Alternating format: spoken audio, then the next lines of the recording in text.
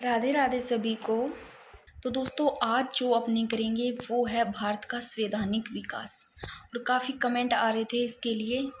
तो दोस्तों ऐसा है कि मेरे को पहले नोट्स बनाने पड़ते हैं, फिर आपके लिए वीडियो बनानी पड़ती है, उसके बाद में वीडियो अपलोड करनी पड़ती है।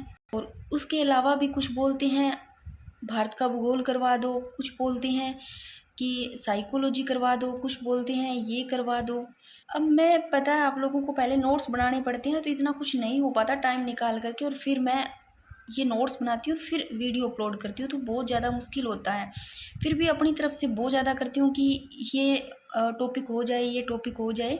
फिर एक तो आप लोग थोड़ा शांति नहीं रखते, क्योंकि आपको लगता है भी करवाएंगे नहीं करवाएंगे, जो आप बोल रहे हो करवा दूंगी, इससे कोई बात नहीं है, पर थोड़ा सा टाइम चाहिए। नोट्स पहले बनाती है तो 3-4 घंटे तो नोट्स के लिए ही चाहिए।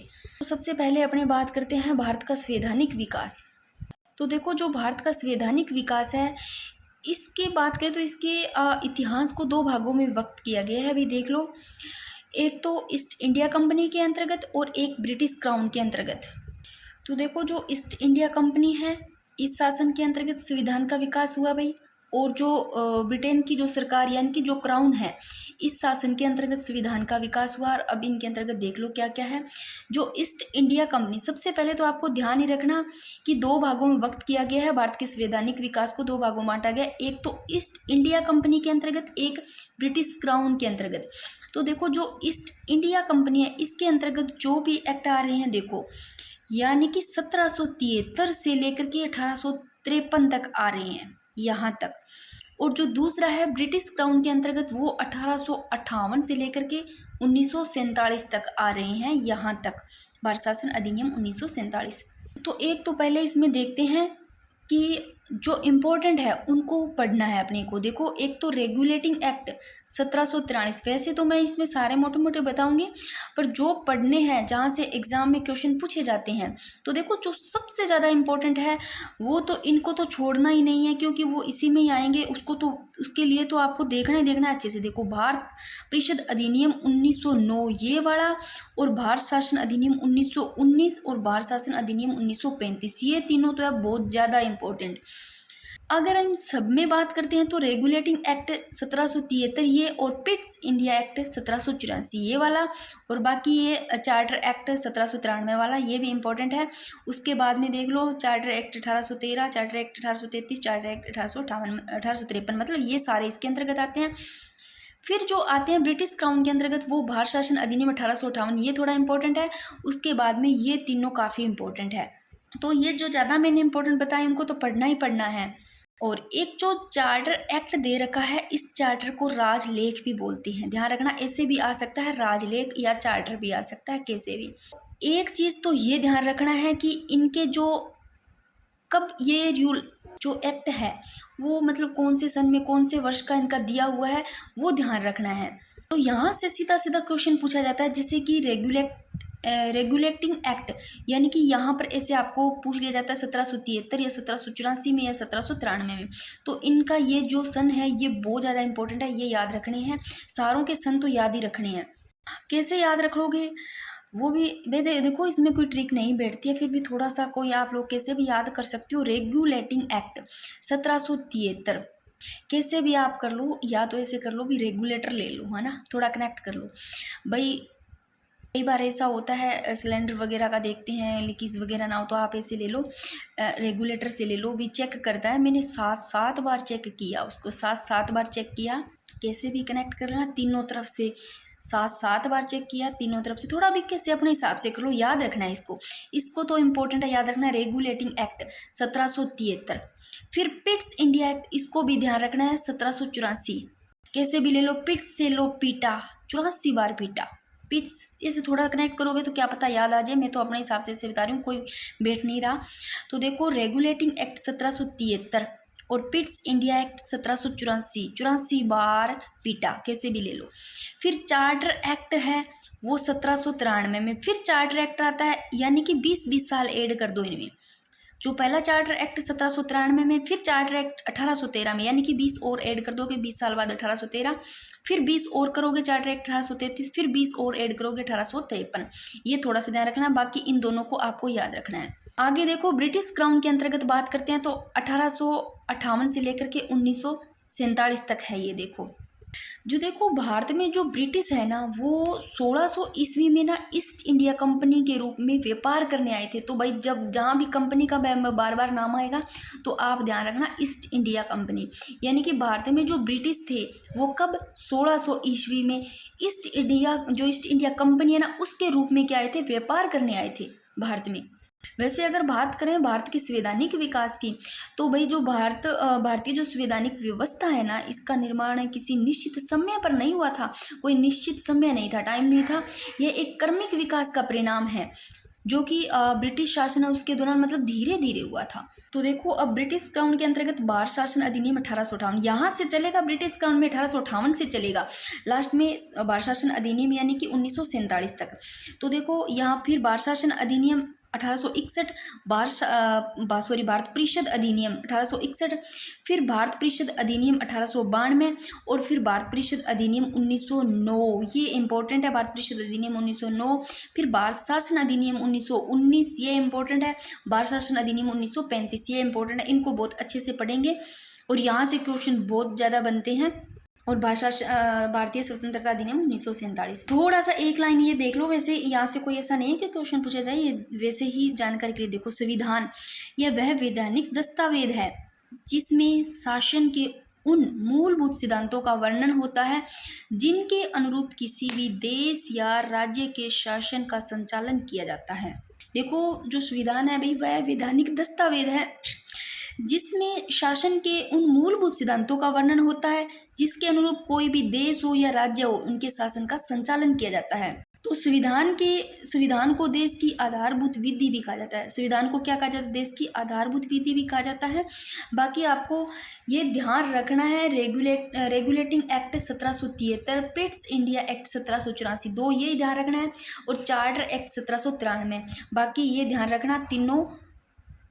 देखो भाई ये टॉपिक ऐसे लगता है सभी को टफ है, और है भी थोड़ा ऐसा कि एक बार में समझ में नहीं आता, फिर आ जाएगा। कोई ऐसी भी बात नहीं है कि समझ में ना आए, कोई भी चीज़ को बार बार अपने रिपीट करते हैं तो वो ज़्यादा टफ नहीं लगता है।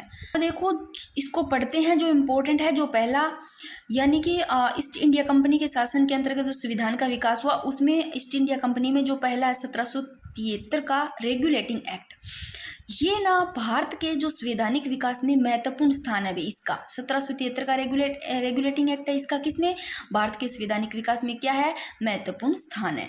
अब इसमें 1773 के रेगुलेटिंग एक्ट में जो बात ध्यान में रखनी है वो है ये, यानी कि जो तत्कालीन ब्रिटिश प्रधानमंत्री पीएम कौन, लॉर्ड नॉर्थ द्वारा, भाई लिखने में थोड़ा सा, लॉर्ड नॉर्थ द्वारा प्रधानमंत्री है, तत्कालीन ब्रिटिश प्रधानमंत्री है कौन, लॉर्ड नॉर्थ, इनके द्वारा गोपनीय समिति की सिफारिश पर 1773 में पारित एक्ट को 1773 की संज्ञा दी गई। जो ये लॉर्ड नॉर्थ है ना, ब्रिटिश प्रधानमंत्री, इन्होंने ही गोपनीय समिति की सिफारिश पर भाई इस एक्ट को क्या किया था, स्थापित किया था। 1773 का जो रेगुलेटिंग एक्ट है, जो ये अधिनियम है, इसके माध्यम से जो भारत में जो ईस्ट इंडिया कंपनी है ना, उस पर जो ब्रिटिश था वो ब्रिटिश संसदीय नियंत्रण स्थापित करने का भी प्रयास किया गया था। आपको बस इतना ही ध्यान रखना है, जो रेगुलेटिंग एक्ट है वो 1773 ध्यान रखना है, और जो तत्कालीन ब्रिटिश प्रधानमंत्री है कौन, लॉर्ड नॉर्थ, इनके द्वारा गोपनीय समिति की सिफारिश पर इस जो ये रेगुलेटिंग एक्ट है इसको स्थापित किया गया, यानी कि इसकी संज्ञा दी गई। इसको जो 1773 ईस्वी का है ये पारित किया गया भी ये वाला एक्ट, गोपनीयता समिति यानी कि सीक्रेट कमेटी। और ये जो कंपनियां, अब मैं जब एक कंपनी लिखी आ रही है तो आप ऐसे ही ध्यान रखना कि ब्रिटिश इंडिया कंपनी की बात हो रही है। तो कंपनी के प्रशासन की देखरेख हेतु इंग्लैंड में ये जो कंपनी है इसकी प्रशासन की देखरेख हेतु कहाँ, इंग्लैंड में दो संस्थाएं थी भी, एक तो निदेशक मंडल और एक हितधारकों का मंडल, ये दो संस्थाएं थी और ये इंग्लैंड में स्थापित थी भाई। अब इसमें एक चीज ध्यान रखनी है, इस अधिनियम के द्वारा बंगाल के गवर्नर को, कौन से की बात करें, 1773 का जो रेगुलेटिंग एक्ट है, इस एक्ट या इस अधिनियम के द्वारा बंगाल के गवर्नर को, बंगाल का कौन सा गवर्नर, गवर्नर जनरल को जो बंगाल का गवर्नर जनरल उसको क्या कहा जाने लगा? बंगाल के गवर्नर को कहा जाने लगा गवर्नर जनरल कहा जाने लगा। किस अधिनियम के द्वारा? 1773 का जो रेगुलेटिंग एक्ट है, इस एक्ट के द्वारा जो बंगाल का गवर्नर था ना, उसको क्या कहा जाने लगा? गवर्नर जनरल कहा जाने लगा। अब देखो, जो इनकी सहायता के लिए ना एक भाई 4 संसदीय कार्यकारी परिषद का गठन किया गया था। तो देख लो भी, जो अधिनियम है इसके द्वारा बंगाल के गवर्नर को क्या कहा जाने लगा? गवर्नर जनरल कहा जाने लगा। और उसकी सहायता के लिए एक 4 संसदीय कार्यकारी परिषद का गठन किया गया। और इसके अंतर्गत जो पहले गवर्नर जनरल थे उनको लॉर्ड वॉरेन हेस्टिंग थे भाई। तो इसके अंतर्गत पहले गवर्नर जनरल कौन थे? लॉर्ड वॉरेन हेस्टिंग थे। तो इसमें एक ध्यान रखना है, जो 1773 का रेगुलेटिंग एक्ट है भाई, कौन सा रेगुलेटिंग? 1773 का। और इसमें तत्कालीन ब्रिटिश जो प्रधानमंत्री थे लॉर्ड नॉर्थ, इनके द्वारा गोपनीय समिति के द्वारा इसकी रेगुलेटिंग एक्ट की संज्ञा दी गई थी। इसको 1773 में पारित किया गया ये।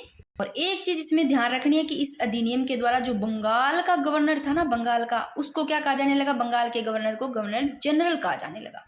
और एक चीज ये ध्यान रखनी है भाई, इसके द्वारा ना जो मद्रास और बम्बई, कौन से? मद्रास के और बम्बई, इनके जो गवर्नर थे, किनके? मद्रास और बम्बई के जो गवर्नर थे ना, ये देखो, ये बंगाल के गवर्नर जनरल के अधीन थे भाई। मद्रास और बम्बई के गवर्नर किन के अधीन हो गए थे?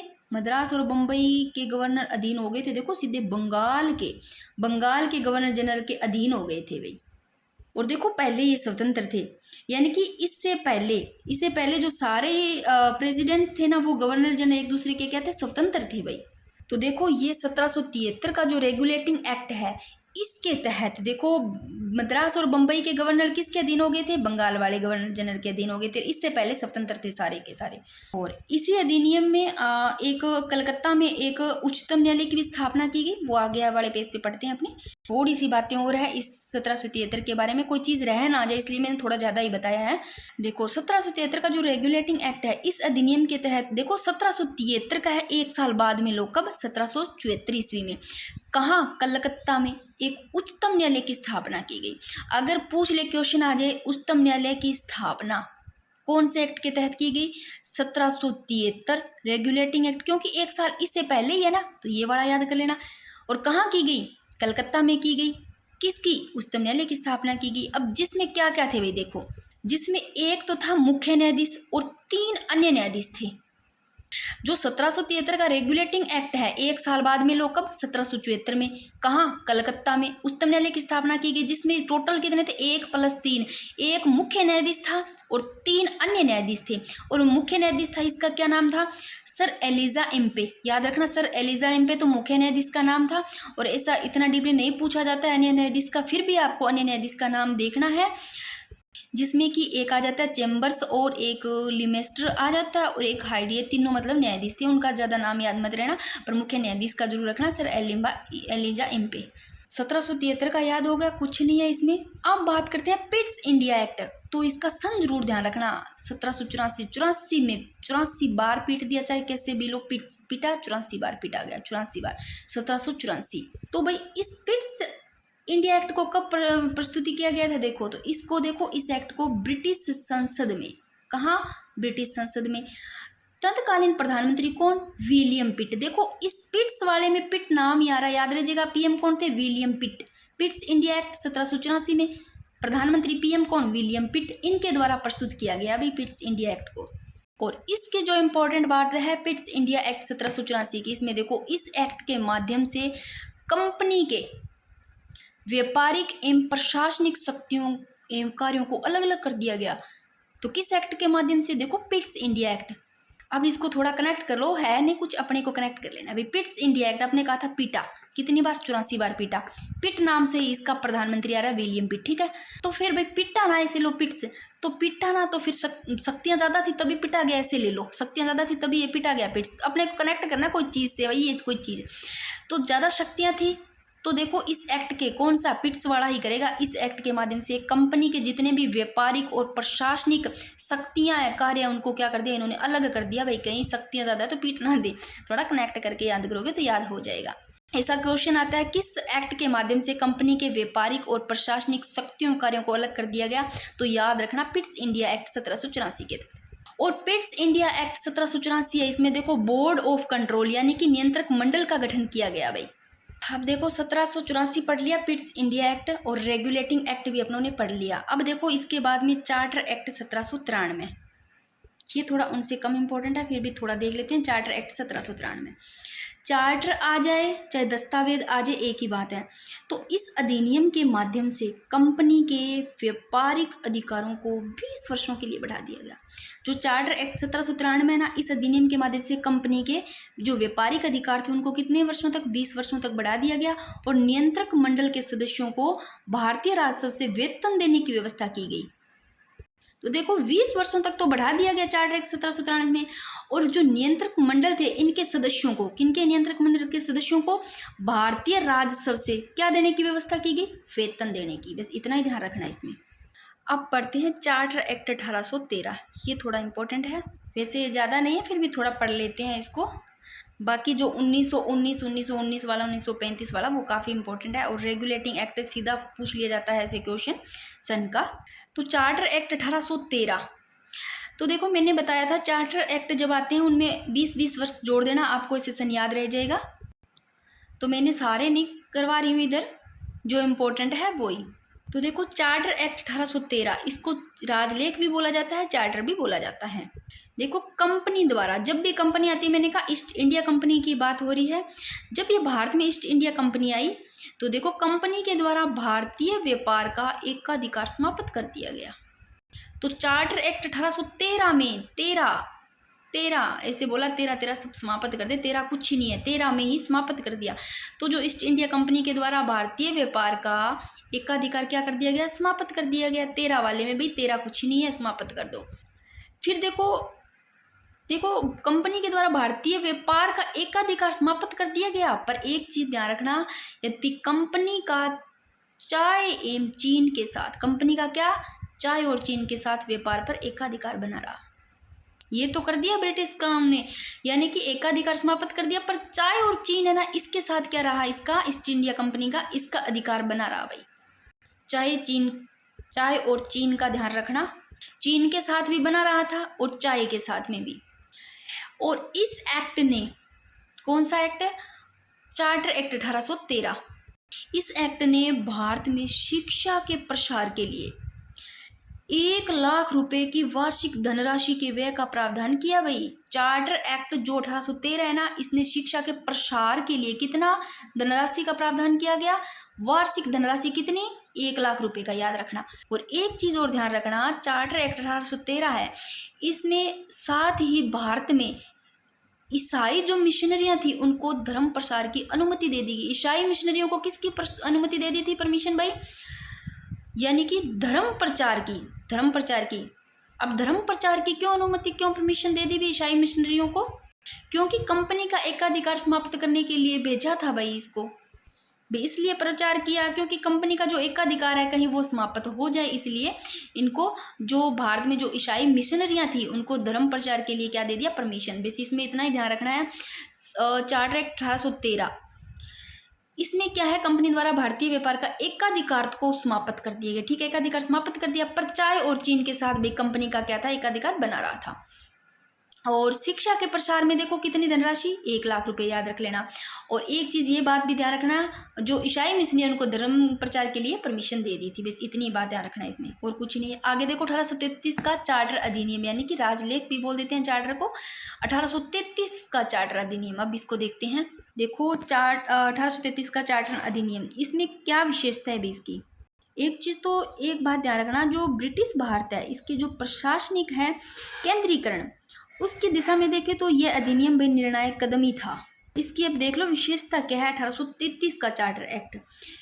इसने बंगाल के गवर्नर जनरल को, जो बंगाल का भाई गवर्नर जनरल था ना, एक बात बताओ, 1700 जो दिए थे रेगुलेटिंग एक्ट है, उसमें अपने क्या पढ़ा था, मैं बताती हूँ। देखो रेगुलेटिंग एक्ट में ऐसे पढ़ा था, ये देखो ये है 1773 का जो रेगुलेटिंग एक्ट है। इसमें देखो, इसमें क्या था, बंगाल का जो गवर्नर था उसको तो क्या दे दिया गया, क्या कहे जाने, बंगाल के गवर्नर को जनरल लगा दिया, गवर्नर जनरल कहा जाने लगा। किसमें, 1773 का रेगुलेटिंग एक्ट, बंगाल का जो गवर्नर था उसको क्या, गवर्नर जनरल कहा जाने लगा। और जो 1833 का चार्टर अधिनियम है राजलेख, इसमें क्या है, बंगाल का जो फिर गवर्नर जनरल है उसको भारत का गवर्नर जनरल बना दिया। इसमें तो 1833 वाले में तो बंगाल के गवर्नर जनरल को क्या भारत का ही गवर्नर जनरल बना दिया गया। और जिसमें क्या थी, जिसमें सभी नागरिक और सैन्य शक्तियां निहित थी भाई, सारे तो नागरिक और जितनी भी सैन्य शक्तियां थी वो सारी इसमें थी। ध्यान रखना 1833 का चार्टर अधिनियम है, इसमें जो बंगाल का जो गवर्नर जनरल था ना उसको क्या बना दिया, बंगाल वाले को भारत का ही गवर्नर जनरल बना लिया।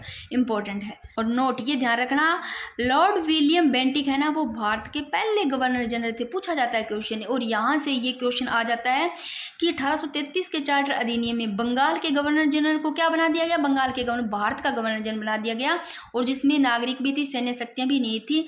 और अगर ऐसा भी क्वेश्चन पूछा जाता है कि भारत के प्रथम गवर्नर जनरल कौन थे, तो लॉर्ड विलियम बेंटिक ये भारत के प्रथम गवर्नर जनरल थे। आगे देखो और चीज इस बारे में, जो 1833 का चार्टर एक्ट है इसमें थोड़ी सी चीज और ध्यान रखना, क्या क्या ये देखो। जो 1833 का चार्टर एक्ट है इसमें मद्रास और बम्बई, किसके, मद्रास और बम्बई के गवर्नरों को विधायी शक्ति से वंचित कर दिया गया। कौन से में, 1833 का जो चार्टर एक्ट है किसको विधायी शक्ति से वंचित कर दिया, मद्रास और बम्बई के जो गवर्नर थे उनको विधायी शक्ति से वंचित कर दिया गया। और जो पहले बनाए गए कानून थे ना उनको क्या कहा गया, पहले जो बनाए गए कानून थे उनको तो नियामक कानून कहा गया। और कानून के तहत बने जो कानूनों को अधिनियम यानी कि एक्ट कहा दिया गया। और ये थोड़ी सी मैंने ज़्यादा ही बात लिख दी। देखो चार्टर एक्ट 1833 ने सिविल सेवकों के चयन के लिए खुली प्रतियोगिताओं का आयोजन प्रारंभ करने का प्रयास किया गया। किसके तहत, सिविल सेवकों के चयन के लिए जो खुली प्रतियोगिताओं का आयोजन प्रारंभ, चार्टर एक्ट 1833 के तहत। इसमें ज़्यादा चीज़ें 1833 में ज़्यादा कुछ चीज़ ध्यान नहीं रखनी है। इसमें जो ध्यान रखनी है 1833 का जो चार्टर एक्ट है ये जरूर ध्यान रखनी है। इसमें बंगाल के गवर्नर को जनरल को क्या नाम दे दिया गया, क्या कहा गया, भारत का गवर्नर जनरल कह दिया गया। और भारत के प्रथम गवर्नर जनरल का भी ध्यान रखना, लॉर्ड विलियम बेंटिक का पूछा जाता है ये। अब पढ़ते हैं 1853 का चार्टर अधिनियम। देखो इस 1853 के बाद में आएगा 1858। एक चीज ध्यान रखना, 1858 आएगा ना, 1858 से जो पहले जितने भी ये अधिनियम है ना उनको तो विनियम कहा जाता था। और जो 1858 के बाद में जो आते हैं उनको क्या कहा जाता है, उनको अधिनियम कहा जाएगा। अब लिखा आएगा, अधिनियम लिखा आएगा ना। तो देखो ये 1700, पहले तो देखो 1853 का जो चार्टर अधिनियम है, एक तो देखो ये अंतिम चार्टर अधिनियम था भाई।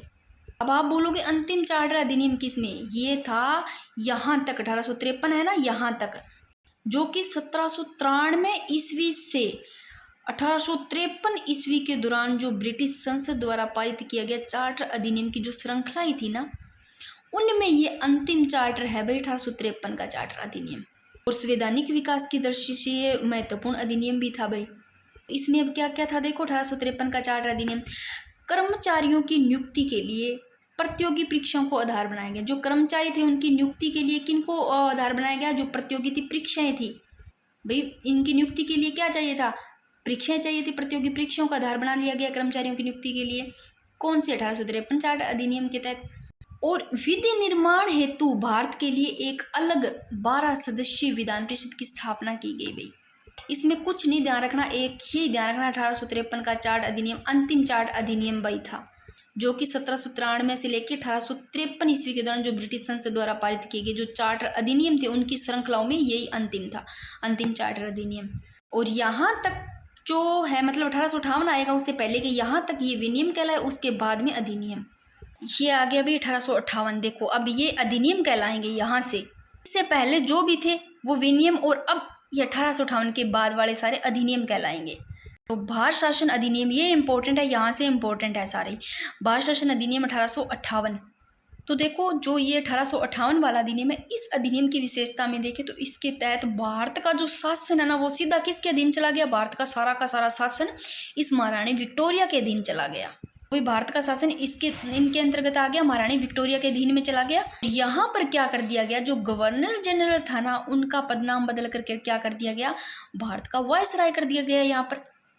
तो ध्यान रखना, वहां तक तो देखो गवर्नर जनरल थे ना, अब ये जब आता है भारत शासन अधिनियम 1858 वाला, यहाँ पर गवर्नर जनरल का पदनाम कर बदल कर क्या कर दिया जा गया, वायसराय, भारत का वायसराय, 58 वायसराय, ठीक है ना। और जो ये वायसराय है ये भारत में ब्रिटिश ताज का प्रत्यक्ष प्रतिनिधि बन गया। जो ये वायसराय था ये ब्रिटिश ताज का क्या बन गया, प्रत्यक्ष प्रतिनिधि बन गया भाई। और ये मैं बता के ये ध्यान रखना, लॉर्ड जो कैनिंग है वो भारत के प्रथम वायसराय बने भाई, इसलिए मैंने यहाँ थोड़ा अलग रखा है। अगर पूछ ले भारत के प्रथम वायसराय बने तो लॉर्ड कैनिंग। और देखो इसमें जो इम्पोर्टेंट बातें हैं वो सारी यहाँ पर लिख रखी है, क्या पढ़ना है यहाँ पर इम्पोर्टेंट। इसमें देखो बार शासन अधिनियम 1858, तो देखो 1858 बार शासन अधिनियम, इस अधिनियम में किस किस को समाप्त किया गया? नियंत्रण बोर्ड को समाप्त कर दिया गया, निदेशक कोर्ट को समाप्त कर दिया गया।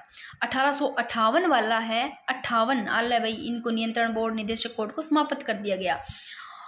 भारत में द्वेष शासन प्रणाली का अंत कर दिया गया, इनको समाप्त करके किनको? नियंत्रण बोर्ड और निदेशक कोर्ट को समाप्त कर दिया गया। और भारत में किसका अंत कर दिया गया? जो द्वेष शासन प्रणाली है। पूछ लिया जाता है द्वेष शासन प्रणाली का अंत कौन से अधिनियम में किया गया? अंत तो 1858 में द्वेष शासन प्रणाली का अंत किया गया। और भारत का शासन ब्रिटिश ताज के अधीन आ गया, मैंने बताया वो लाइन। और क्या किया गया, किसका गठन हुआ? यहाँ भारत सचिव और भारत परिषद का गठन हुआ भाई। जो भारत सचिव है ना, इसकी सहायता के लिए 15 सदस्यों की एक भारत जो परिषद है उसकी स्थापना भी की गई। इसको ज़्यादा ध्यान मत रखना। इसमें जो इम्पोर्टेंट है 1858 वाला अधिनियम, इसका ध्यान रखना। इस 1858 वाले में गवर्नर जनरल का पद नाम क्या बदल कर दिया गया? भारत का वायसराय कर दिया गया। और जो वायसराय है भारत में ब्रिटिश ताज का प्रत्यक्ष प्रतिनिधि बन गया भाई। और आपको ये चीज़ ध्यान रखना है, अगर भारत का प्रथम वायसराय पूछ लिया जाता है तो भारत के प्रथम वायसराय लॉर्ड कैनिंग थे भाई बने। और जो 1858 का अधिनियम है इसमें ये ध्यान रखना कि इसमें नियंत्रण बोर्ड को भी उड़ा दिया गया, मतलब इसको समाप्त कर दिया गया, नियंत्रण कोर्ट को भी। और भारत में जो द्वेष शासन प्रणाली थी उसका अंत कर दिया गया 1858 में अधिनियम के तहत। और भारत सचिव और भारत परिषद का गठन याद रख लेना, गठन भी किया गया इस एक्ट के तहत। अब पढ़ेंगे ये वाला, इससे थोड़ा सा एक और लाइन पढ़ लो जो 1858 वाला है। 1 नवंबर 1858 को, कब? 1 नवंबर 1858 को जो ब्रिटिश महारानी की घोषणा को भारतीय शिक्षित वर्ग ने अपने अधिकारों को मेग्नाटा कहा। तो देखो जो 1 नवंबर 1858 को जो ब्रिटिश महारानी की घोषणा थी ना, उसमें जो भारत में जितने भी पढ़े लिखे शिक्षित लोग थे उन्होंने अपने अधिकारों को क्या कहा? अपने अधिकारों को मेग्नाटा कहा, यानी कि अधिकार पत्र ही तो है मैग्ना कार्टा। तो जो शिक्षित पढ़े लिखे लोग थे उन्होंने क्या कहा भाई? अपने अधिकारों को मैग्नाटा कहा। ये थोड़ा सा ध्यान रखना। 1 नवंबर 1858 को जो ब्रिटिश महारानी की घोषणा है उसको। अब पढ़ते हैं भारत परिषद अधिनियम 1909, काफ़ी इंपॉर्टेंट है। इसके बाद में सारे इंपॉर्टेंट ही है 1909, 1919, 1935। तो दोस्तों जो भी क्रिप्स मिशन है और वेवेल योजना, सिमिल जो सम्मेलन है, कैबिनेट, ये सारे अपने वो अलग से पढ़ेंगे, इसमें नहीं पढ़ेंगे। तो करवाने सारे ही हैं, पर इसमें जो अधिनियम है वो देखने जहाँ से क्वेश्चन बनते हैं अच्छे से सारे ही करवा दूंगी। इसमें मैं कोशिश करी हूँ एक वीडियो में बन जाए सारे के सारे। तो देखो भारत परिषद अधिनियम 1909, इस अधिनियम को जो भारत परिषद अधिनियम 1909 है इसको क्या कहा जाता था? इसको कहा जाता था मार्ले मिंटो सुधार के नाम से जाना जाता है। अब ये क्वेश्चन बनता है यहाँ से, ऐसा पूछा जाता है कि मार्ले मिंटो सुधार किस अधिनियम को कहा जाता था? तो भारत परिषद 1909 को मार्ले मिंटो सुधार के नाम से जाना जाता है। एक क्वेश्चन ऐसे बनता है। फिर एक क्वेश्चन यहाँ से ऐसे बनता है, ये देखो एक अपने पढ़ के आए हैं वायसराय, पढ़ के आए हैं भारत सचिव। तो भारत सचिव और वायसराय, तो भारत सचिव को क्या कहा जाता था? यानी कि जो भारत सचिव है इनके पद पर था वो था मार्ले, और वायसराय के पद पर मिंटो। पहले मार्ले लिखा जाता है ना, मार्ले, फिर मार्ले मिंटो सुधार लिखते हैं मार्ले। तो सचिव लिखने में छोटा है पहले आता है, तो मार्ले पहले ले लो, सचिव को मार्ले और वायसराय को मिंटो। तो इसका नाम इंपॉर्टेंट है, यहाँ से सीधा सीधा क्वेश्चन पूछा जाता है कि किस अधिनियम को मार्ले मिंटो सुधार के नाम से जाना जाता है? तो भारत परिषद अधिनियम 1909 के। अब देखो जो मार्ले मिंटो सुधार का लक्ष्य है, ये क्या लक्ष्य था? भारत परिषद अधिनियम 1892 के दोषों को दूर करना। तो मार्ले मिंटो सुधार का लक्ष्य ये था भी भारत परिषद अधिनियम जो 1892 के जो दोष थे उनको दूर करना, और जो मुस्लिम अल्पसंख्यक है उनको खुश करना, और भारत में बढ़ते हुए जो उग्रवाद है और क्रांतिकारी है राष्ट्रवाद का सामना करना था भाई। उग्रवाद और क्रांतिकारियों को क्या करना था? जितने भी क्रांतिकारी बढ़ रहे थे, उग्रवाद बढ़ रहे थे, मतलब उनको सामना करना था उनका, और दोषों को दूर करना था। भारत परिषद अधिनियम 1892 वाले के, और मुस्लिम अल्पसंख्यकों को क्या करना था? खुश करना था। ये इसका मार्ले मिंटो सुधार का लक्ष्य था। अब जो इसमें मेन चीज़ है वो देखो, जो भारत परिषद अधिनियम 1909, इसमें देखो क्या हुआ।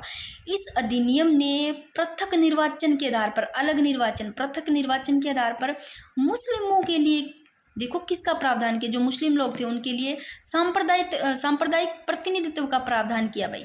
तो अब इसके अंतर्गत क्या था भाई, सांप्रदायिक प्रतिनिधि का प्रतिनिधि का प्रावधान किया था, यानी कि जो मुसलमान सदस्य थे ना, उनका चुनाव है वो मुस्लिम मतदाता ही करे, मतलब जो मुस्लिम मतदाता है वो ही कर सकते हैं, मतलब ये बात कही गई थी। तो उनका उद्देश्य यही था। तो इसी अधिनियम ने तो देख लो सांप्रदायिकता को क्या वैधानिकता के प्रदान कर दी भाई। तो इसका जो देख लो मेन चीज़ है वो है जो 1919 है भारत परिषद अधिनियम। इसमें देख लो इस अधिनियम में पृथक निर्वाचन के आधार पर जो मुस्लिम है उनके लिए सांप्रदायिक प्रतिनिधि का प्रदान किया गया था, यानी कि जो मुस्लिम सदस्य है उनका चुनाव कौन करेंगे, मुस्लिम मतदाता ही कर सकते थे। और अगर ऐसा क्वेश्चन आता है कि जो लॉर्ड मिंटो है, अगर ऐसा पूछ ले जो सांप्रदायिक निर्वाचन का जनक किसे कहा जाता है, सांप्रदायिक निर्वाचन का अगर जनक पूछ ले, सांप्रदायिक निर्वाचन का जनक किसको कहा जाता है, तो ध्यान रखना लॉर्ड मिंटो को कहा जाता है भी जनक इस सांप्रदायिक प्रतिनिधि का। शेरा भाई क्वेश्चन यहाँ लिखा हुआ, अगर ऐसा पूछ ले कि सांप्रदायिक निर्वाचन का जनक कहा जाता है तो लॉर्ड मिंटो को कहा जाता है। इसमें जो ध्यान रखना है वो ध्यान रखना है भारत परिषद अधिनियम को किस नाम से जाना जाता है, तो मार्ले मिंटो। ध्यान रखना भाई, मार्ले मिंटो सुधार अधिनियम के नाम से इसको जाना जाता था। और जो सचिव थे उनको मार्ले और वायसराय को मिंटो। तो मतलब भारत सचिव के पद पर पूछे तो मार्ले और वायसराय के पद पर पूछे तो कौन थे, तो मिंटो। ये जरूर ध्यान रखना। सांप्रदायिकता वाली ध्यान रखना, 1919 की वाली ध्यान रखना। अब बात करते हैं भारत शासन अधिनियम 1919। वेरी वेरी इंपॉर्टेंट क्वेश्चन बनता है यहाँ से, और 1935 वाले यहाँ से घूम फिर के क्वेश्चन आते हैं। कि एक जो क्वेश्चन सीधा सीधा पूछा जाता है, अभी अपने 1909 पढ़ा है, तो एक क्वेश्चन वहां से पढ़ता है कि भारत परिषद अधिनियम 1909 को क्या कहा जाता है, किस नाम से जाना जाता है, तो उसको तो अपने पढ़ा है मार्ले मिंटो सुधार नाम। और एक यहाँ से ऐसे बन जाता है कि भारत शासन अधिनियम 1919 को किस नाम से जाना जाता है, तो इसको मोंटेग्यू चेम्सफोर्ड सुधार के नाम से। बस इन दोनों को रट लो। 1909 वाला है वो मार्ले मिंटो सुधार के नाम से, और भारत शासन अधिनियम 1919 वाला है ये मोंटेग्यू चेम्सफोर्ड सुधार के नाम से जाना जाता है। यहाँ से दो प्रकार के क्वेश्चन बनते हैं। तो 1919 के अधिनियम को मोंटेग्यू चेम्सफोर्ड सुधार भी कहते हैं। अब देखो वही बात है, इसमें सचिव है, एक वायसराय है, किन के पद पे देख लो। अगर पूछ ले भारत के सचिव के पद पर कौन थे, तो मोंटेग्यू पहले लिखा गया, मोंटेग्यू चेम्सफोर्ड। देखो लिखने में मोंटेग्यू छोटा लग रहा है ना, चेम्सफोर्ड थोड़ा बड़ा लग रहा है। वायसराय लिखने में थोड़ा बड़ा लग रहा है, सचिव लिखने में थोड़ा छोटा, तो मोंटेग्यू चेम्सफोर्ड लिख लेना नीचे। और वायसराय की बात करें तो चेम्सफोर्ड वायसराय के नीचे लिख लेना कि वायसराय के पद पर कौन थे, चेम्सफोर्ड, और सचिव के मोंटेग्यू। तो इसी कारण देखो मोंटेग्यू चेम्सफोर्ड, यानी कि सचिव के ये और वायसराय के, इसी कारण इनका देखो क्या मोंटेग्यू चेम्सफोर्ड सुधार अधिनियम के नाम से जाना जाता है भाई। इसको देखो इधर मोंटेग्यू इधर चेम्सफोर्ड, सचिव मोंटेग्यू वायसराय चेम्सफोर्ड, इसीलिए इसको मोंटेग्यू चेम्सफोर्ड सुधार अधिनियम के नाम से जाना जाता है। रट लो इसको। तो अब ध्यान रखना 20 अगस्त 1917 ईस्वी को, कब 20 अगस्त 1917 ईस्वी को भारत सचिव, देखो भारत सचिव मैंने बताया किसको, सचिव को मोंटेग्यू कहा गया, वायसराय को चेम्सफोर्ड। तो भारत सचिव लॉर्ड मोंटेग्यू ने एक घोषणा की, भारत सचिव जो लॉर्ड मोंटेग्यू ने एक घोषणा की जिसमें भविष्य के सुधारों की ओर संकेत किया गया। और इसमें जो इम्पोर्टेंट बात है वो है एक तो इसका नाम ध्यान रखना, मोंटेग्यू चेम्सफोर्ड सुधार 1919 के अधिनियम को। एक जो मेन चीज़ ये है 1919 वाला जो अधिनियम है, सबसे पहले सर्वप्रथम उत्तरदायी शासन की बात की, यानी कि उत्तरदायी शासन शब्द का प्रयोग किया गया। किसमें, उत्तरदायी। क्वेश्चन आता है ऐसे पूछा जाता है कि सर्वप्रथम सबसे पहले उत्तरदायी शासन शब्द का प्रयोग कौन से अधिनियम में किया गया, उत्तरदायी 1919 में। अब ऐसे ले लो भाई 1919 भाई उत्तरदायी है, ऐसे ले लो, कैसे भी थोड़ा कनेक्ट कर लो, 1919 उत्तरदायी। यहाँ से ये क्वेश्चन बनता है कि 1919 अधिनियम सर्वप्रथम उत्तरदायी शासन शब्द का प्रयोग किया जाता है इस 1919 अधिनियम में। वैसे बात करें तो जो ये अधिनियम है इस पर प्रांतों में अगर बात करें तो आंशिक रूप से उत्तरदायी सरकार है ना भाई, उसकी ही स्थापना की गई आंशिक रूप से। और क्या किया गया, भारत शासन अधिनियम 1919 के तहत जो द्विसदनात्मक विधायिका है उसकी स्थापना की गई। एक तो उत्तरदायी आंशिक रूप से देखें तो उत्तरदायी सरकार की स्थापना की गई, और एक जो द्विसदनात्मक है यानी कि जो द्विसदनात्मक विधायिका उसकी स्थापना की गई, जिसमें कि केंद्रीय जो विधान परिषद है, देखो एक विधानसभा विधान परिषद पढ़ के आए हैं, उच्च सदन और निम्न सदन। तो जो राज्य परिषद है उसको उच्च सदन और विधानसभा को निम्न सदन वाले द्विसदनात्मक विधानमंडल में लिया गया। मैं आगे लिख रखा है, इसको करते हैं अपने घेरा। थोड़ा सा ये ध्यान रख लेना कि जो भारत शासन अधिनियम 1919 है इसमें केंद्र में तो देखो केंद्र में द्विसदनात्मक विधायिका स्थापित की गई। ये पूछा जा सकता है कि केंद्र में जो द्विसदनात्मक विधायिका है स्थापित की गई भारत शासन अधिनियम 1919 के अंतर्गत। केंद्र में द्विसदनात्मक विधायिका स्थापित की गई 1919, याद रख लो। जो देखो अब केंद्रीय जो विधान परिषद का स्थान है ना वो राज्य परिषद, यानी राज्य परिषद को उच्च सदन कहा गया। और जो द्विसदनात्मक विधानमंडल है इसको विधानसभा यानी कि निम्न सदन। तो वही देख लो, जो विधानसभा है इसको निम्न सदन कहा गया। जो विधानसभा है इस वाले ने किसका ले लिया, देख लो जो द्विसदनात्मक विधानमंडल है इसका रूप ले लिया। तो यहाँ एक केंद्रीय विधान परिषद है, एक द्विसदनात्मक विधानमंडल है। तो केंद्रीय विधान परिषद राज्य परिषद उच्च सदन और द्विसदनात्मक विधानमंडल को विधानसभा निम्न सदन, ठीक है ना। राज्य परिषद को तो उच्च सदन, विधानसभा को निम्न सदन। अब इसमें जो चीज ध्यान रखनी है थोड़ी सी ये और ध्यान रख लेना, पढ़ रहे हैं अपने 1919 तो इम्पोर्टेंट है भारत शासन अधिनियम 1919। अगर इसमें बात करें तो देखो जो ये राज्य परिषद है भाई, जो उच्च सदन है, इस राज्य परिषद के सदस्यों की संख्या देखो 60 थी। राज्य परिषद के सदस्यों की 60 थी। और जो केंद्रीय जो ये विधानसभा है इसकी बात करें विधानसभा की, तो इसकी जो सदस्य थे ना, एक चीज और ध्यान रखना, जो माध्यमिक शिक्षा बोर्ड है उसमें 145 दे रखा है और एनसीईआरटी में 144 दे रखा है। क्योंकि फिर वही बात होगी जैसे मैंने प्रजामंडल में माध्यमिक शिक्षा बोर्ड के हिसाब से एक जगह आंकड़े करवाए थे, तो नीचे कमेंट आ गए थे कि हमने तो 1943 पढ़ा है, तो फिर मैंने नोट्स में तो दोनों ही डाल दिए।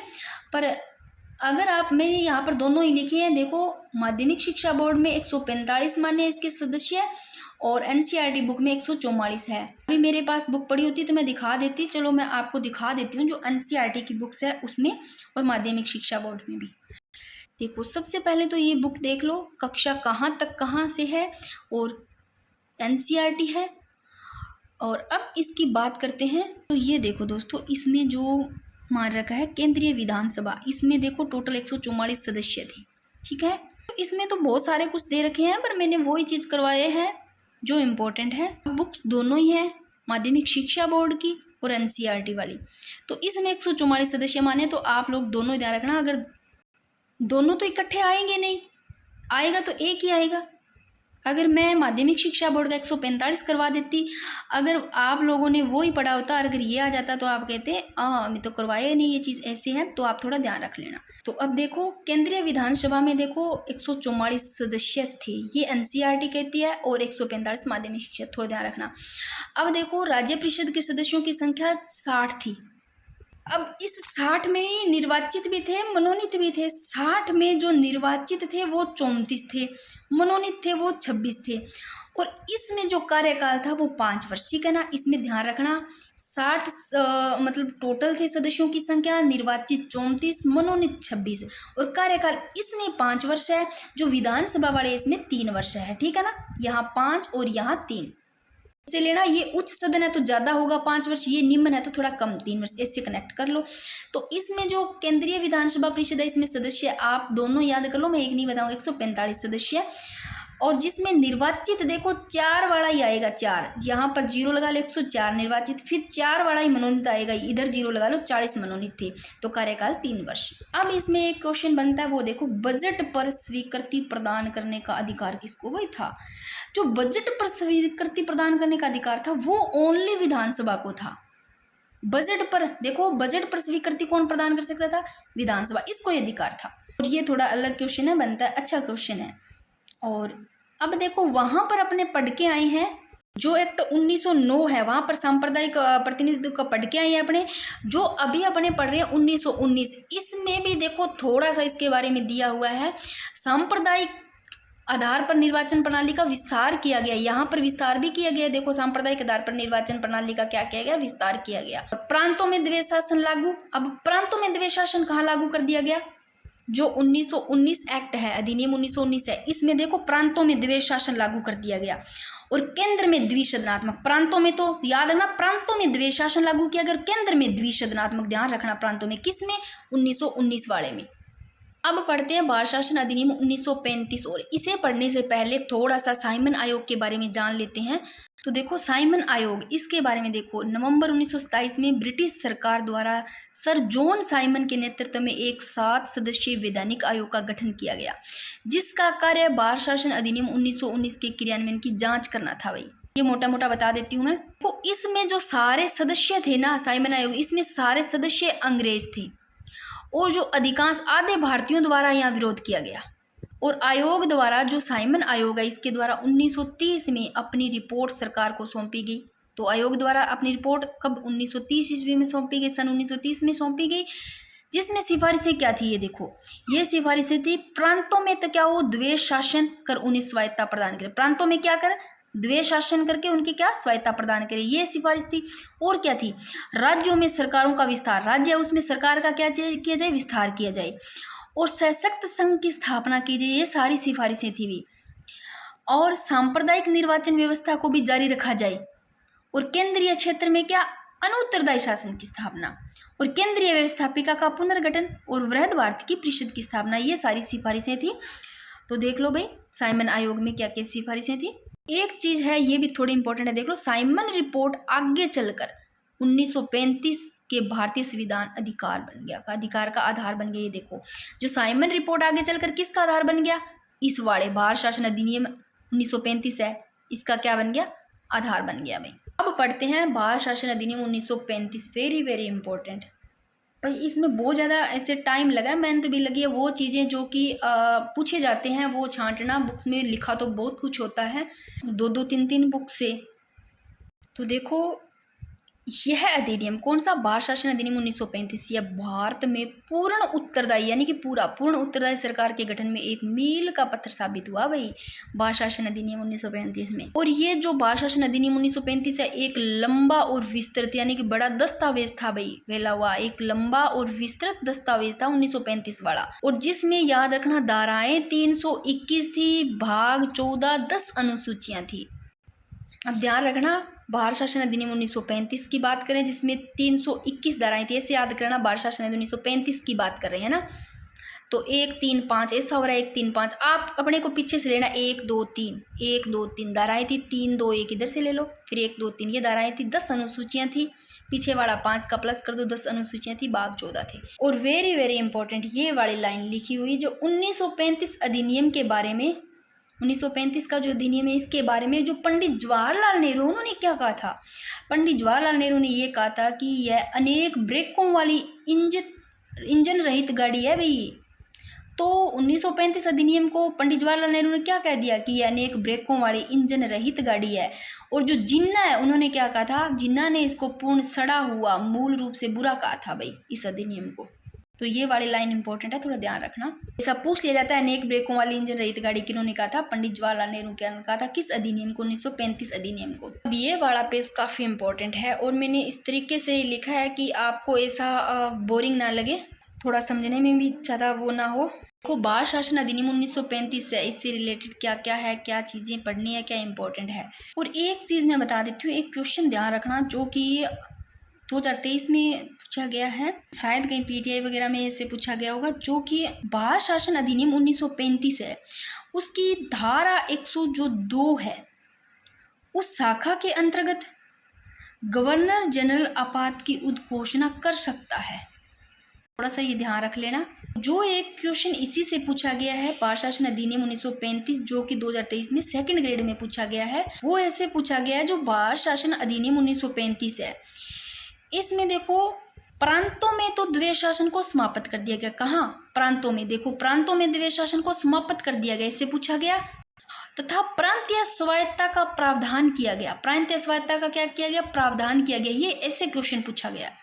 यानी कि इसने राज्यों में पूर्ण उत्तरदायी सरकार की स्थापना की भी, राज्यों में क्या की पूर्ण उत्तरदायी जो सरकार है उसकी स्थापना की, ऐसे करके क्वेश्चन पूछ लिया गया था। तो इसकी विशेषताओं में ये जरूर ध्यान रखना कि इस अधिनियम के भारत शासन अधिनियम 1935 है, इसके तहत प्रांतों में तो द्वेष शासन को समाप्त कर दिया गया और जो प्रांतीय स्वायत्तता है उसका प्रावधान किया गया। मैं ये लिख दूंगी यहाँ पर अलग से ये क्वेश्चन, प्रांतीय स्वायत्तता का प्रावधान किया गया और इसने राज्यों में पूर्ण उत्तरदायी सरकार की भी स्थापना की गई। और एक क्वेश्चन 2022 में यहाँ से ऐसे पूछा गया था कि केंद्र में द्वेष शासन प्रणाली की शुरुआत की, यद्यपि यह प्रावधान कभी लागू नहीं हो सकता, कभी भी ये लागू नहीं हो सकता। ये क्वेश्चन 2022 में पूछ लिया गया सेकंड ग्रेड में। इससे जो क्वेश्चन देख लो क्या क्या बन सकते हैं, प्रांतों में द्वेष शासन की समाप्ति, भारत शासन अधिनियम 1935 पढ़ रहे हैं, इसमें देखो प्रांतों में द्वेष शासन की समाप्ति कर दी गई और प्रांतों में उत्तरदायी शासन की सरकार की क्या कर दी गई, स्थापना। 2023 में क्वेश्चन पूछा गया, प्रांतों में उत्तरदायी सरकार की स्थापना कर दी गई। और देखो इससे 1935 अधिनियम से क्या बन सकता है, संघीय न्यायालय का प्रावधान किया गया। इसके तहत 1937 ईस्वी में संघीय न्यायालय की स्थापना हुई। तो संघीय न्यायालय का प्रावधान देख लो भाई, 1937 में संघीय न्यायालय की स्थापना हुई, जो कि अधिनियम भारत शासन अधिनियम 1935 के तहत। और क्या है देखो, भारत शासन अधिनियम 1935, इसमें केंद्र में द्वैध शासन प्रणाली। देखो केंद्र में तो द्वैध शासन यानी कि द्वैध शासन प्रणाली समाप्त कर प्रारंभ कर दी। द्वैध शासन तो प्रारंभ कर दी केंद्र में, परंतु प्रांतों में द्वैध शासन को समाप्त कर दिया। प्रांतों में किसको, द्वैध शासन को समाप्त, और केंद्र में द्वैध शासन प्रारंभ। प्रांतों में समाप्त और केंद्र में द्वैध शासन प्रारंभ। और संघीय विषयों का स्थानांतरित, जो संघीय विषय है उसका स्थानांतरित और आरक्षित विषयों के रूप में विभाजन किया गया, ये भी ध्यान रख लेना। और भारत शासन अधिनियम 1935 है, इसके तहत देखो सांप्रदायिक प्रतिनिधित्व का विस्तार किया गया। विस्तार जरूर किया गया था यहाँ पर, जिसमें दलित जातियों, महिलाओं व मजदूर वर्ग के लिए प्रथम बार निर्वाचन की व्यवस्था भी की गई। और एक क्वेश्चन 1935 से और देख लो क्या बन सकता है, रिजर्व बैंक की भी स्थापना की गई इस एक्ट के तहत, भारत शासन अधिनियम 1935 के तहत। रिजर्व बैंक की स्थापना की देश की मुद्रा एवं साख नियंत्रण के उद्देश्य से। और क्या बन सकता है, इंग्लैंड में भारत परिषद की समाप्ति। इंग्लैंड है ना, वहां पर किसकी समाप्ति कर दी गई, भारत परिषद की समाप्ति कर दी गई। और भारत सचिव को सलाहकारों की एक टीम प्रदान की गई। भाई भारत सचिव को किसकी टीम प्रदान की गई, सलाहकारों की टीम प्रदान की गई। और इंग्लैंड में भारतीय परिषद की समाप्ति की गई। ये दोनों इंपॉर्टेंट है बहुत ज्यादा। प्रांतों में तो द्वैध शासन की समाप्ति, और केंद्र है उसमें द्वैध शासन प्रारंभ कर दिया गया। ठीक है, देखो प्रांतों में द्वैध शासन की समाप्ति कर दी गई, प्रांतों में उत्तरदायी सरकार की स्थापना। देखो प्रांतों में द्वैध शासन तो समाप्त कर दिया गया है, परंतु स्थापना किसकी गई, इसकी समाप्त करते स्थापना कर दी गई उत्तरदायी सरकार की। और क्या क्वेश्चन है, इसी से भारत शासन अधिनियम 1935। देखो जो 11 राज्य है, 11 राज्यों में से 6, कौन से 6 राज्य है, 11 राज्यों में से 6 में द्विसदनीय व्यवस्था का प्रारंभ किया गया। अब द्विसदनीय व्यवस्था का 6 कौन से राज्य जहां पर द्विसदनीय व्यवस्था का प्रारंभ किया गया, बंगाल, बै से देख लो 3 बै से याद रखना, बै से बंगाल, बै से बम्बई, बै से बिहार। ठीक है, बम्बई, बंगाल, बिहार 3 तो यहाँ पर द्विसदनीय व्यवस्था का प्रारंभ किया गया। उसके अलावा एक मद्रास, एक असम, मद्रास असम एक संयुक्त प्रांत। 6 ये राज्य है। अगर डीपली क्वेश्चन आता है तो 6 राज्य भी याद रख लेना। और एक चीज और वेरी वेरी इंपॉर्टेंट, भारतीय शासन अधिनियम 1935, अखिल भारतीय संघ की स्थापना की गई भाई इस अधिनियम के तहत, जिसमें केंद्र व राज्य इकाइयों के बीच 3 सूचियां, देख लो 3 सूचियों के माध्यम से शक्तियों का बंटवारा किया गया। कौन सी सूचियां, अखिल भारतीय संघ की स्थापना किसके तहत की गई, भारत शासन अधिनियम 1935, अखिल भारतीय संघ की स्थापना रट लो। केंद्र और जो राज्य इकाइयों इनके बीच 3 सूचियां, कौन सी, संघीय सूची, राज्य सूची, संवर्ती सूची, इन तीनों के माध्यम से शक्तियों का बंटवारा किया गया। और ये वेरी वेरी इंपॉर्टेंट, जो अपशिष्ट विषय है उन पर विधि बनाने का अधिकार देखो वायसराय को दिया गया। अपशिष्ट विषयों पर विधि बनाने का अधिकार किनको दिया गया, वायसराय को दिया गया। और वर्मा है उसको बाहर से अलग कर दिया गया। और एक जो लाइन यहाँ पर इंपॉर्टेंट बनती है, वो वैसे मैंने लिखी नहीं है, मैं लिख दूंगी आगे वाले पेज पे जब नोट्स डालूंगी टेलीग्राम पे, बाकी हुआ तो अभी लिख दूंगी मैं, कि जो भारत के जो प्रांत हो गए, चीफ कमिश्नर हो गए, प्रांत हो गए, देशी रियासत हो गई, उनको मिलाकर के अखिल भारतीय संघ की स्थापना का प्रावधान किया गया। अभी जो अखिल भारतीय संघ है इसकी स्थापना का प्रावधान किनको मिलाकर किया गया, तो देखो प्रांतों के जो भारत के प्रांत है और एक चीफ कमिश्नर प्रांत और देशी रियासत, इनको मिलाकर के इस अखिल भारतीय संघ की स्थापना की गई। परंतु यह व्यवस्था कभी अस्तित्व में नहीं आ सकी भाई, ये इंपॉर्टेंट ऐसे पूछ लिया जाता है कि अखिल भारतीय संघ की जो स्थापना है किनको मिलाकर की गई, भारत के प्रांतों, चीफ कमिश्नर प्रांतों, देशी रियासतों को मिलाकर के, परंतु अखिल भारतीय संघ की स्थापना का प्रावधान किया गया। और परंतु यह व्यवस्था कभी अस्तित्व में नहीं आ सकी, इस चीज को ध्यान रखना। मैं इधर लिख दूंगी इस वाले पेज पे। और थोड़ा सा ये देख लो, भारत शासन अधिनियम 1935, केंद्र व प्रांतों में शक्तियों का विभाजन कर दिया गया। मैंने बताया केंद्र और प्रांतों में शक्तियों का विभाजन किया गया भाई, जिसमें संघ सूची, प्रांतीय सूची, संवर्ती सूची, है ना, ये देखो यहाँ बताया, ये देखो। और अब इनमें विषय भी देख लेते हैं, विषयों से क्वेश्चन आ जाता है। तो संघ सूची में कितने विषय थे, देखो संघ है भाई, संघ में ज्यादा होंगे, है ना, संघ इकट्ठा ऐसे लो, ऊपर लिखा है संघ सबसे पहले, तो 59 विषय, संघ में ज्यादा होंगे, 59 विषय थे। प्रांतीय 54, प्रांतीय 54 ऐसे करो, प्रांतीय में 54 विषय। समवर्ती भाई, समवर्ती दोनों में आ जाता है, समवर्ती में सम 36 थोड़ा कनेक्ट करो, समवर्ती सूची में 36 विषय थे। तो ये देखो 1935 अधिनियम के तहत है भाई। और इसमें मैं 2-3 क्वेश्चन लिख देती हूँ जो इम्पोर्टेंट है, क्योंकि 2012 में एक ऐसा क्वेश्चन पूछा गया था कि भारत शासन अधिनियम 1935 के प्रावधानों के अंतर्गत अगर देखें तो भारत की जो संघीय विधानसभा है उसमें जो अजमेर मेरवाड़ है उसको आवंटित स्थानों की संख्या कितनी थी, एक थी, ऐसा क्वेश्चन पूछ लिया गया था। बाकी मैं लिख दूंगी क्वेश्चन।